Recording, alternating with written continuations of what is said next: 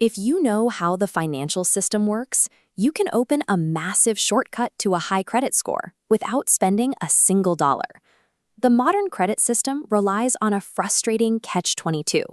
To get approved for an apartment, a car loan, or a mortgage, you need a solid credit history.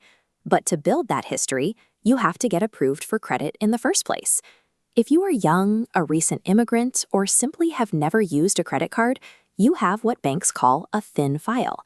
You are effectively invisible to lenders. Building a dependable profile from that blank slate is a waiting game that takes years.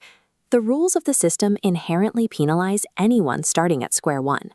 But there is a completely legal workaround built directly into the terms and conditions of major credit cards. It is known as piggybacking, specifically becoming an authorized user on someone else's account. A primary cardholder, usually a parent or a spouse, simply calls their bank and asks to add you to their account. There is no credit check, no income verification, and generally no minimum age limit. The bank mails a physical piece of plastic with your name on it. You can swipe it at the store and make purchases, but you have zero legal obligation to pay the bill. That financial responsibility falls entirely on the primary cardholder.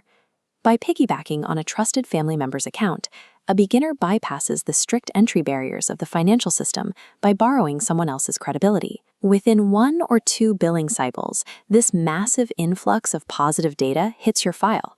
For someone with little to no credit, that cloned history can trigger an immediate jump of 50 to 100 points. The algorithms at Experian, Equifax, and TransUnion do not differentiate between history you earned and history you cloned. On paper, a complete novice suddenly looks like a veteran borrower. But data cloning mirrors the primary account perfectly, which means it copies negative financial behavior just as fast. This pie chart illustrates how your credit score is calculated. Notice that 30% of the total score is determined by credit utilization, the percentage of your total available credit that you are currently using. If the primary cardholder has an emergency and maxes out the shared card, the utilization rate on that account spikes. Because that card is on your report, your overall utilization spikes too, tanking your score overnight. The same logic applies to late payments.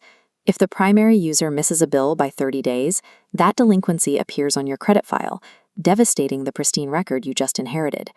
You are not legally required to pay a single cent of the debt they rack up, but you are algorithmically liable for the data they generate.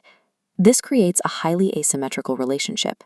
The primary cardholder risks actual money and potential debt. The authorized user risks their entire digital financial identity. Fortunately, the system includes a failsafe. If the primary account goes bad, you do not need their permission to leave. You can call the bank yourself and request to be removed as an authorized user. This diagram shows the result of hitting that eject button. The bank stops reporting, and the credit bureaus completely erase the negative account from your credit report. Though reporting lags mean it might take a few billing cycles to fully clear. Because your financial reputation is tied directly to someone else's spending habits, piggybacking requires absolute, unshakable trust between the family members involved. Being an authorized user gets you off the ground, giving you the initial score needed to qualify for a lease or a starter card of your own. It is a temporary booster rocket. Eventually, you have to establish your own independent credit history to thrive in the financial system.